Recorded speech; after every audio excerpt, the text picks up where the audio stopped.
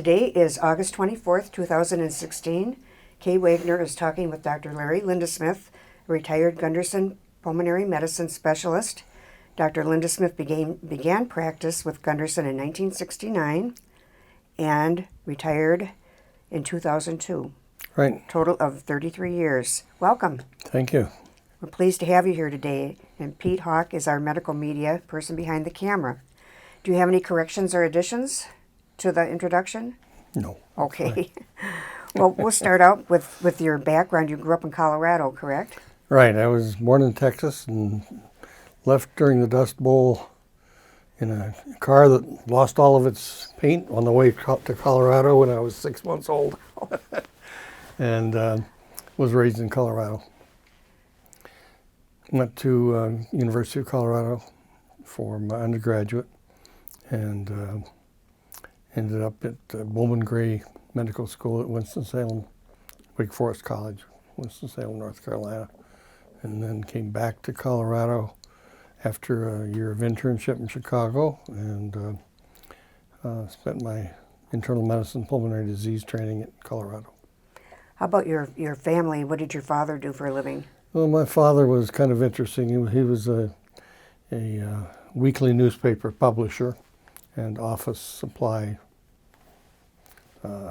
house, and he got into politics and ended up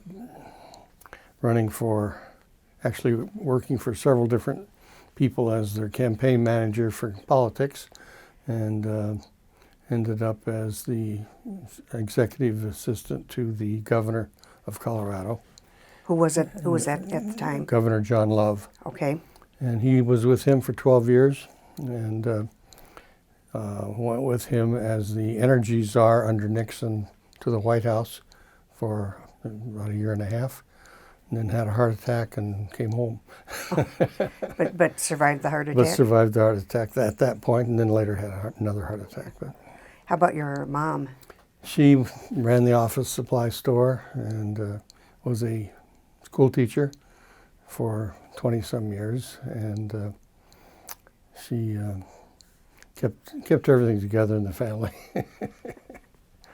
And One sister. One sister. And what did she do? She worked in publishing as she ran one of those publishing things for computers, and I've forgotten the name of it, Publish House or something of the sort, and did that for quite a few years, and then retired, and she died a couple years ago. So, any challenges or lessons learned from childhood that stick with you? Oh, not very many. I learned that I had to back into everything I did. I'd think about doing something and I'd plan for it. It wouldn't be the workout, and I'd go backwards into something else. And that happened to me many times. What's an example? Oh, an example was when I went into residency and fellowship. I had planned to become a hematologist when I was in medical school. Thought that would be the great thing, and ended up in Colorado planning to do training in hematology. But my first rotation on the hematologist service, I couldn't tolerate the guy, and so I looked around for other things at Colorado and decided on chest because that was good there, and went into chest medicine. So that's a good example. Mm-hmm. And you mentioned the Bowman Gray in North Carolina and residency back in Colorado. And your pulmonary disease fellowship, was that also in Colorado? Yes. Mm-hmm. Okay. Anything to add as far as your educational background that stands out? I got a couple scholarships and got an AOA, so I did well academically at that stuff. Not that it made any difference in anything other than a credential, but taking care of people was an important thing, and that's what you had to learn. Did you think about staying in Colorado? Thought about it, but in Colorado they paid doctors according to the dictum that Colorado was a great place, so pay them little. So I didn't stay out there. Is it still that way? To a great extent, at least for starting salaries, yes. I got my master's out there and I wanted to stay there as well, but difficult to find anything. Yes. Kind of what you're saying. Mm-hmm. And you were in the Army. I was. I joined the reserves while I was in medical school, and did my basic training at 2-week summer stints through the years, and met Ed Overholt when I was during my residency training, and he was the chief of medicine at Fitzsimmons Army Hospital in Denver, and I went out to his educational programs on Saturday morning when I had the opportunity to do that, and so got to know him, and he and I continued to be friends over the years, and I ended up deciding to come here because of him. So. Mm-hmm.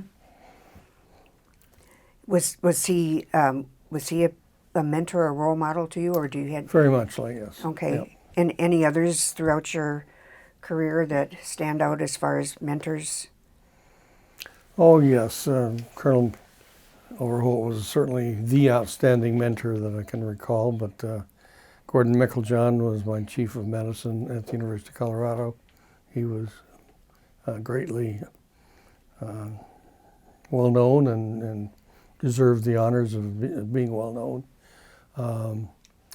The chief of oncology at my medical center was a mentor, and he was quite well versed in being one of the original people describing effects with some of the chemical agents, and then we had a community medicine rotation in medical school, which most schools did not have, and that's how I first learned about occupational medicine and public health and things of that sort from a rotation through there, and that was part of what went behind my starting the occupational medicine department here later on. So, what was it about Dr. Overholt that so many people referred to him as their mentor?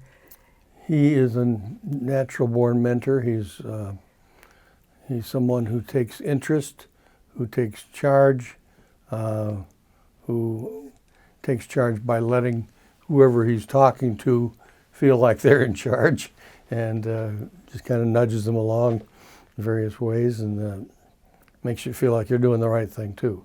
So he was a very, very capable mentor in that manner. I didn't ask this before, but how did you decide to become a physician? I think it was probably because I was ill when I was in high school and had a severe case of mono with jaundice, and was hospitalized for several weeks actually with jaundice. And they were afraid of all that and didn't really understand it very well. But I learned to roam around the laboratory at the hospital that I was in, and learned a little bit about some of those things, and thought that was interesting, and the science behind it was interesting, and so that was what whetted my appetite. Mm-hmm. How long were you hospitalized? I think 3 weeks. 3 weeks? And mono as well.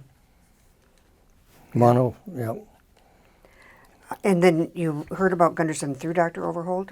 Yes. I was in the Army on active duty at the Madigan General Hospital out in Tacoma, Washington, and doing pulmonary disease, and had set up the lab out there and set up the department out there. There was already a clinical department, but set up the laboratory part of the department. And so I'd had the experience of doing that, and so this was come out to Gunderson and do the same thing you just did at the Army. It worked out very nicely. I was with Ed Winga, and he and I together set up the department and started everything off, and worked out great. In the history book, it mentioned that you liked the attitude here of putting the patient care before profit. Absolutely. That was one of the intriguing things about Gunderson, that it had developed already a reputation for good clinical care, getting the patient taken care of regardless, and that is maintained as a guideline ever since, I think, and that's good. You interviewed on a day in January when the weather was 20 below zero. Yes, I did. There was nearly 2 feet of snow on the ground when I landed at the airport, and I struggled through the wind, made it to the clinic. I got picked up at the airport and made it down here to the clinic, and they toured me around. We went around the town a little bit, but it was difficult because of the blowing snow, and a couple of people commented after I left that they thought I'd never be back because of the weather, but ended up deciding to come anyway. How many clinicians were here when you joined the clinic? I think I was number 64 in the hierarchy of numbers. There were probably not quite that many physicians here, but that was the number game at any rate. Mm-hmm. Was it challenging to be a non-Gunderson? Not really. They were very welcoming and encouraged people to do their thing. It worked out very nicely. This is an area that is really highlights a lot of your career. You know, occupational medicine developed in 1979, yes, when only a handful of group practices had such a program. And you took 6 months off to visit some of these programs to observe the diagnosis and treatment of work-related injuries. Right. That must have been exciting. It was very interesting. It gave me a chance to make a lot of contacts to help administratively set things up, and develop some liaison with some people, not only from the University of Madison, but also some people with the Occupational Medical Association, and got some excellent help from both physicians and nurses in that realm, and ended up being able to hire Bob Busby as an occupational health nurse to help get things rolling here, and set up not only the occupational medical department at the clinic, but also the employee health department at the hospital. Mm-hmm. And so those two things continue to roll along independently, but I was still involved with both of those throughout their existence till I left. So I forget where I got this, where I found this, but you recognized the need for a technologist to perform testing, and there was Betty Scheitel. Betty Scheitel. Scheitel. Betty was an interesting gal who I had met when I was in the Army at Madigan. I would go to University of Washington, had a weekly pulmonary meeting that other physicians were invited to from around, and so I made it a sort of a habit to try to go to those, and met a number of people up there that were very helpful in guiding me along the way too. Developed an interest in altitude medicine as a result of some of the people from there, and developed further interest in the laboratory. And Betty Scheitel was one of the laboratory technicians in charge of a hospital up there in not the university hospital, but one of the associated hospitals in Seattle. And turned out that she was from Sparta, and I had recognized that, and so after I came out here, decided I would contact her to see if she had an interest in coming out here to help with the lab, and that worked out very nicely. How long was she here? Oh, for the rest of her career. Yeah. I don't remember how many years it was. She was always interesting because she never drove, and so we always had to work out things for her to be able to get taxis to get into work or rides and so on. Tex Carlson was quite involved in helping to get her worked out a way to live here in the town and exist in a place that you had to take taxis to get places. In March 1978, you helped to create and direct the Occupational Health and Medicine Service. Yes.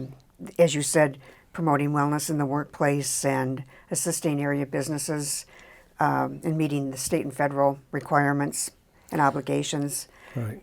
Part of what I had done during that 6 months was take some coursework that was offered through the American College of Occupational and Environmental Medicine, so that I could have some of the basics behind me. I never finished a fellowship in that, but I certainly had plenty of experience and training from the college in the various things that I needed to do. And that was a developing interest area anyway for people throughout the country. And during the time that we set things up, things evolved and ended up having to become certified in various aspects, and so I had to get certified in various things that were basically dependent upon my having done some of those courseworks and so on. It was very helpful. For example, by the time I had retired, you had to be in occupational medicine or to do these kinds of things in whatever your field was. You had to be certified to do driver's exams. You had to be certified to do independent medical evaluations, to review people's claims for workers' comp and things of that sort. You had to be certified to do workers' comp, ultimately. You had to be certified to do drug testing. You had to be certified to do some of the hearing testing. But there were a whole lot of new certifications that I had to get into in order to proceed along those lines. And Dr. Braley also, I think, worked to expand the service. Yeah, Dr. Braley had, after he left the clinic, he was here as a cardiologist, left the clinic, I've forgotten what year. At any rate, he worked for the Northern Pacific Railroad up in Minneapolis as a railroad physician, and so had that end of the experience of occupational medicine. And so he came back here to help with the department when we needed some help, and so that helped get that whole aspect of things rolling, and we ended up with a number of railroad things through the various offices here in La Crosse. Was he concentrating on his area of cardiology? No, he just did general occupational medicine. Was this kind of the new age of the wellness concept, kind of the beginning of it? There was a lot of the wellness going forth from that period of time, yes. We tried, in fact, to worked hard to try to get a fitness center for the clinic. Never fully succeeded, although there were various parts of it that came about, especially through extracurricular things that were developed by our departments here, physical therapy and so on and so forth. Okay. But we actually had one of our occupational physicians that came, wanted very badly to get a big swimming pool here for the personnel. That never quite happened, and he ended up leaving and going to Minneapolis, but he was very instrumental in pushing along the concept of good employee health and wellness in the area. There was a point in time when I was working here that up on the 5th floor of dental, the chairs would all be cleared when the patients had left, and Connie, can't think of her last name, we'd do step aerobics in the lobby up there. We had step aerobics, we had a lot of different programs, and certainly in cooperation with the dietary department, we've had a lot of dietary approaches towards wellness and fitness, and it's evolved quite a lot, but it's just never quite been the official thing. Mm-hmm. Was chairing the committee that banned smoking on campus sort of a challenge? That was a major effort, and it was a challenge to me because I was a smoker. So I was one of the bad guys that had to quit and eventually did. March 14th, 1973. Can't forget that date as my last cigarette. But we had a very active campaign and made it very clear that this was part of what you had to do as a physician because of the fact that it was terribly bad for your health to smoke. And I'd known that since I started smoking. And of course, I went to Bowman Gray, and that was in Winston-Salem, North Carolina, which was run by Reynolds Tobacco Company. The medical school was run by many people from the Reynolds Tobacco Company. And now, as a matter of fact, with health having occurred the way it has in the country, the medical school is now in the former factory of the Reynolds Tobacco Company as a site. The whole new school has been rebuilt in that facility. So it's an interesting turnaround. But when I was a senior in medical school, we had one of the first talks as a major talk at the medical school from a physician from New York whose talk centered around lung cancer being caused by cigarette smoking. And it was reported in the newspaper, which was also run by the Reynolds Tobacco people, one of the Grays that was the editor. The official headline about the talk was that New York professor talks about lung cancer. Not one mention about cigarettes in relationship in the production of the paper. So to show you that yes, they tried to hide it very muchly. So, but we got free cigarettes. So we had a class representative from Reynolds Tobacco Company in each class that brought us free cigarettes daily, and so they made sure that the doctors all smoked. So Interesting.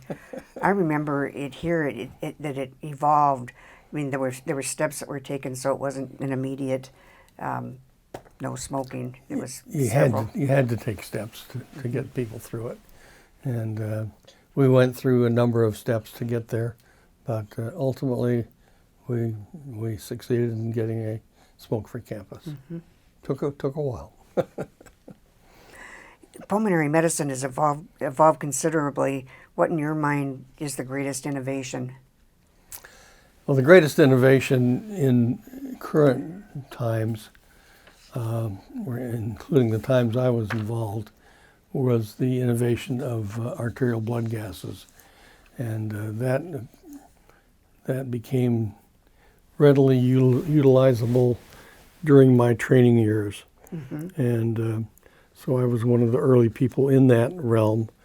And so one of my most popular talks when I arrived here was to various medical society groups to talk to them and teach them about arterial blood gases and how to understand oxygenation and the role of oxygen in taking care of people with lung problems. Mm-hmm. And how the oxygen got waylaid in various disease states to deprive people of that very necessary thing for life.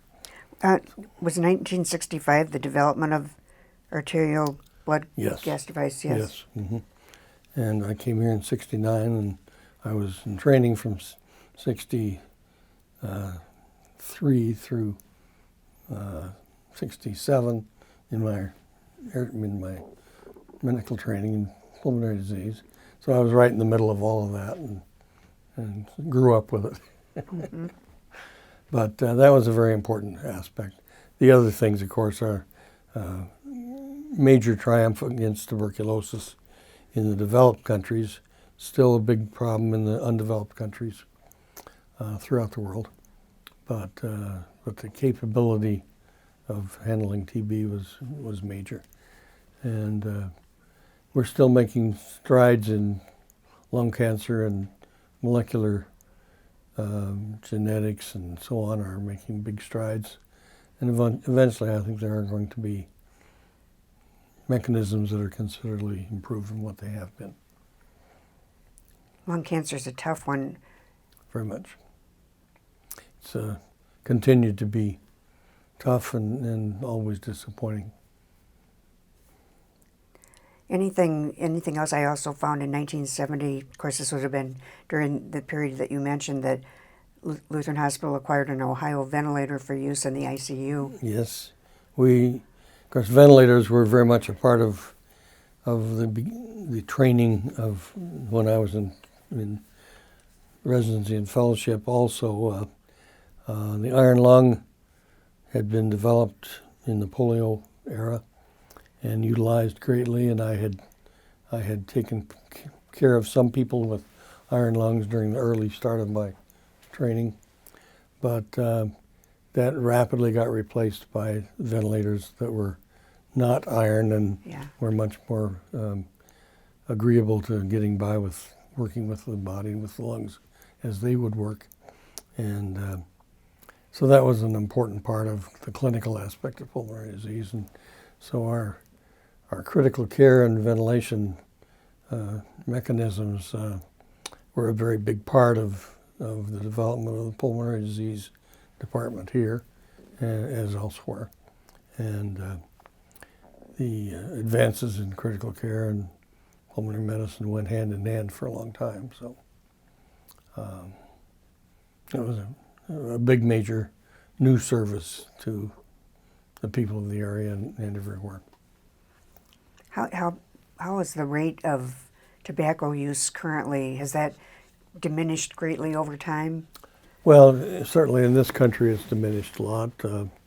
In most of the developed world it has diminished, although it's much less so in parts of Europe and parts of the South than it is in the North here. But the recognition of the need for less smoking is pretty much widespread. People realize that it's not good, but it's hard to quit for people that started early. So. Well, I'm going to move on to, unless you have anything else to add, to the board work that you were involved in.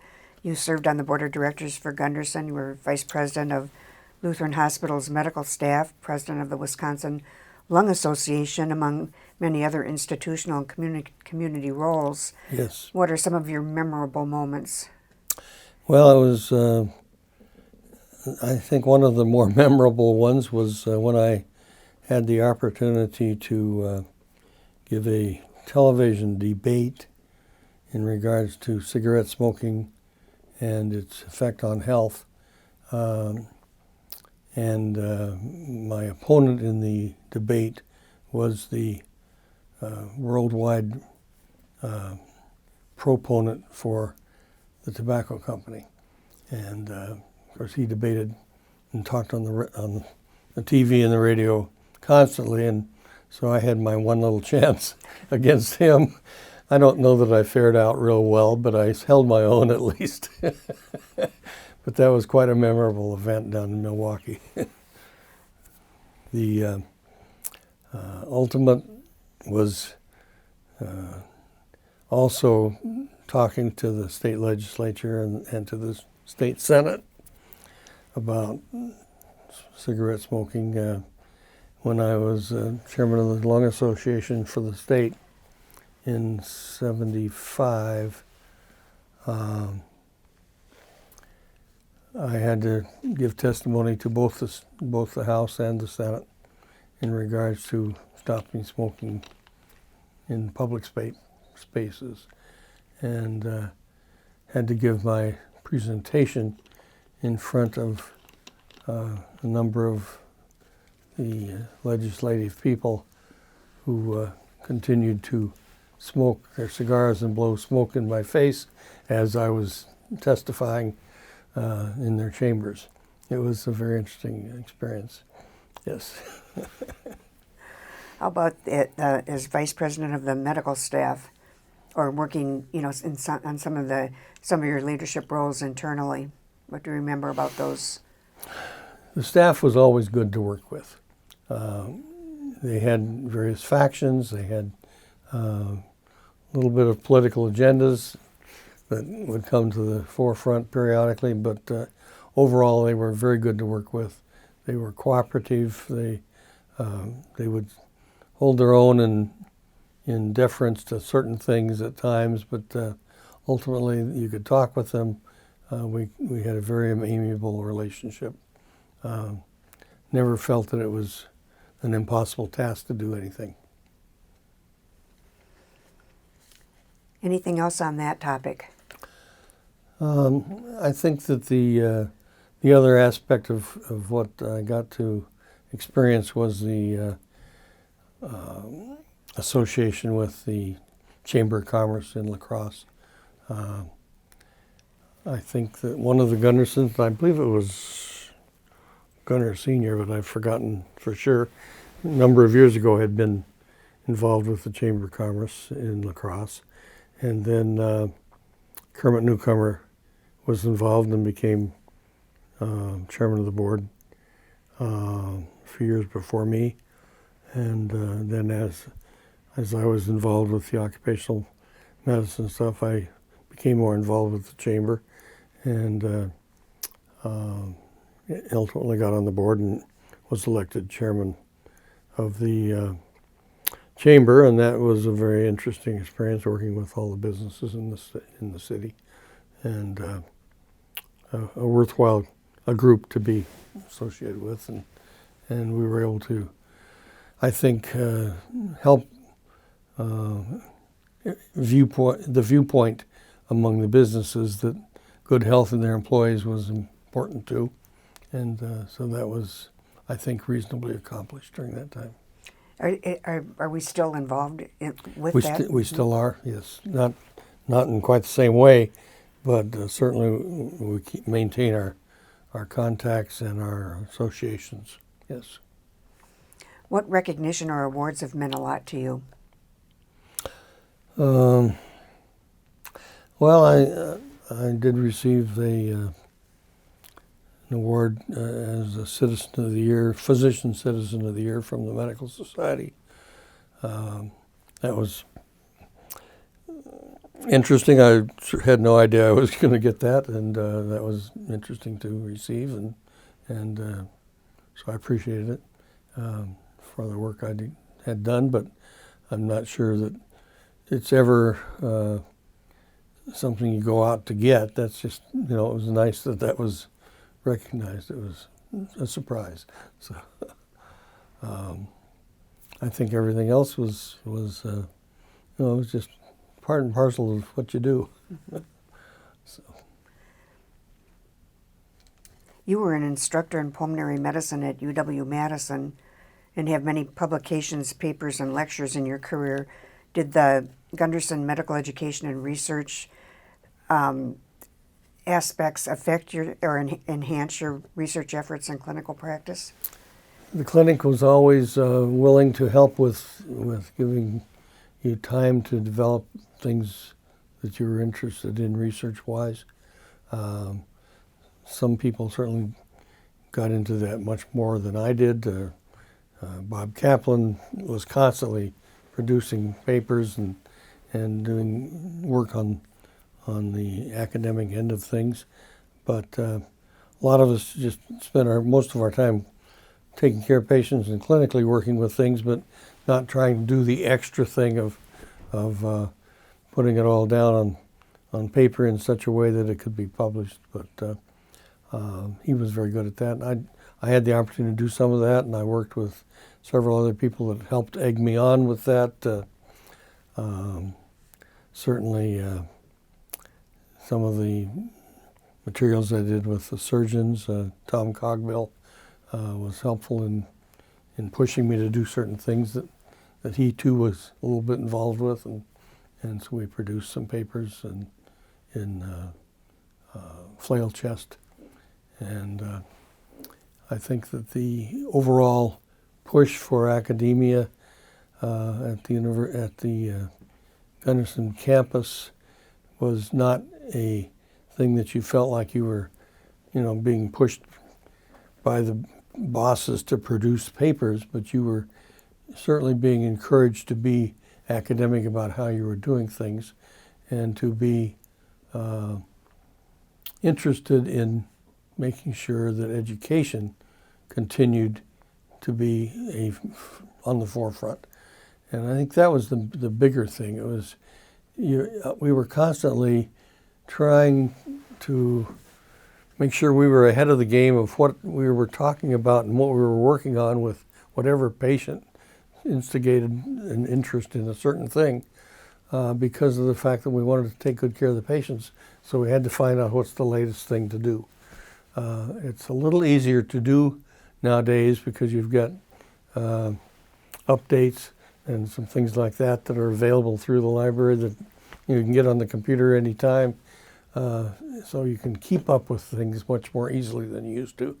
But having to search out things kept us on the forefront of trying to do things the right way, make sure our patients had the best medicine, and at the same time that would instigate things that would require you're interested in producing something for publication because you were at that point. Mm-hmm. And that was a good combination. I think it's still feasible to do. It's harder to do now than it was then. How so? I think because of the fact that we're so much under the gun to produce from the standpoint of trying to not waste anything, keeping dollars to the minimum, and that's always been a good project. And Colonel Overholt was instrumental in saying, don't get a test because you want a test, get a test because you need it. Mm-hmm. Things of that sort. And that's good basics. But nowadays, you're so under the gun from the government standpoint to do that it's tougher to be able to spend the time with the educational aspects. And you have to really work hard at that.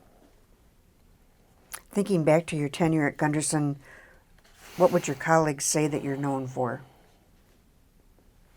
I think Ed Winga and I were known for being the guys that could take care of the guys of the people in ICU, and if they could get us involved with a case, great. That was helpful.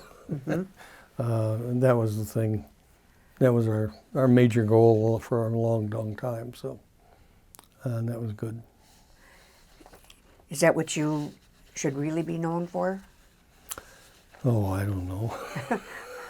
Or if you could pick something. I certainly brought the knowledge of blood gases to the area, and that was, I think, important to everybody's understanding.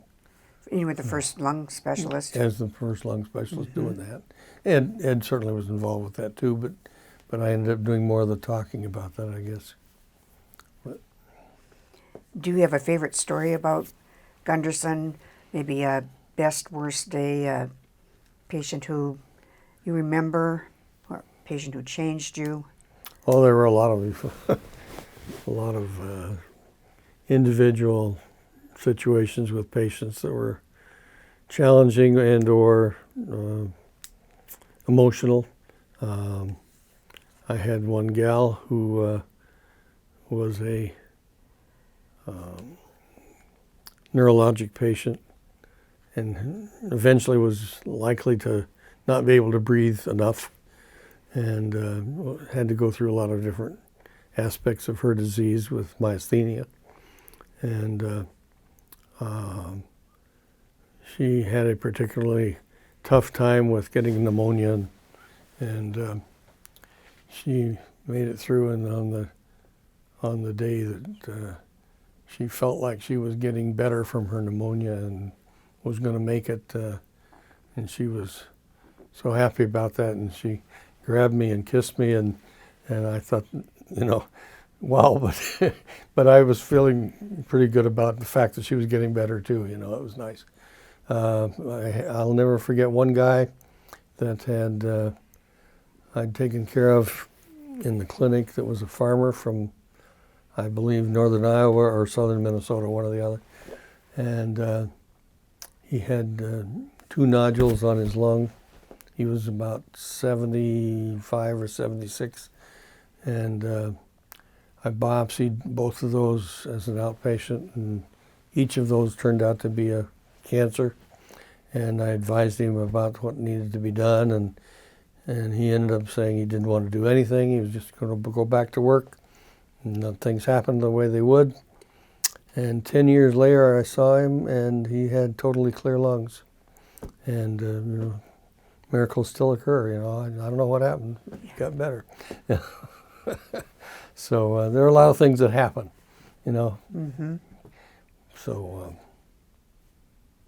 you can't say that you did any of them, but it's nice to be involved. If you could change one thing in your years of practice here, what would that be? Trying to figure out better ways for administration to understand clinical medicine, and the clinicians in turn to understand that administration has to be done too. It's that interchange that's constantly needing to get figured out. Mm-hmm. You think that'll ever fully be resolved? No, never fully, but hopefully we'll have continued attempts, yes. Do you have any advice or words of wisdom to offer a young physician entering medicine today? It's totally different today than it was then, and take advantage of the good parts and work to improve the bad parts, and remember that taking care of patients is a great challenge and an awesome responsibility and privilege. Moving on, you and Diane are generous supporters of the foundation. You're both founders, members, and legacy societies, and members of the Legacy Society, offering broad support for medical education and community outreach, and of course the significant project, the Lindesmith Center. And what motivates your giving? I think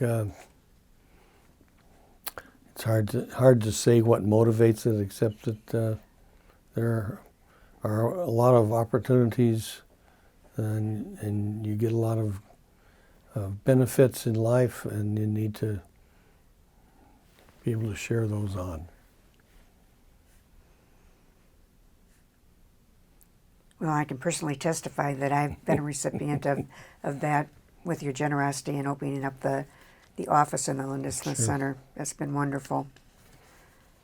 Well, I think the center continues to serve a good purpose, having people be able to, having the staff and associate staff be able to have a site that they can come down and relax and have a cup of coffee and whatever, use the computer, use the TV, sit and talk, view a few pictures. It's up to whatever they need, and it should be kept that way. Mm-hmm. How are you keeping busy in retirement? Right now we're trying to downsize our house, so that's a major thing. I try to fish anytime I have an option for being able to.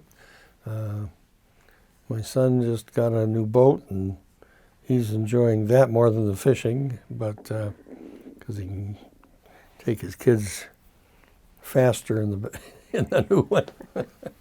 But it's great to enjoy the kids and great to enjoy some leisure time. How many children do you have? I have 5, and with 10 grandkids. And are they relatively close by? Most of them are in Minneapolis. One family down in Hartford, north of Milwaukee. Okay. Do you get to travel much? Not nearly as much as I thought we would. Yeah. But, mainly because of the kids. How about Diane? What does she do to keep busy? Family stuff predominantly. She also had a very impressive career. She did. She was a nurse practitioner. She was the first pediatric nurse practitioner that was certified in the state of Wisconsin and practiced here. She was raised in that whole realm of things in nurse practice in the early years, and I was involved, not with her being involved with that, but with in pulmonary, with Merle Leonhardt becoming our first pulmonary nurse practitioner,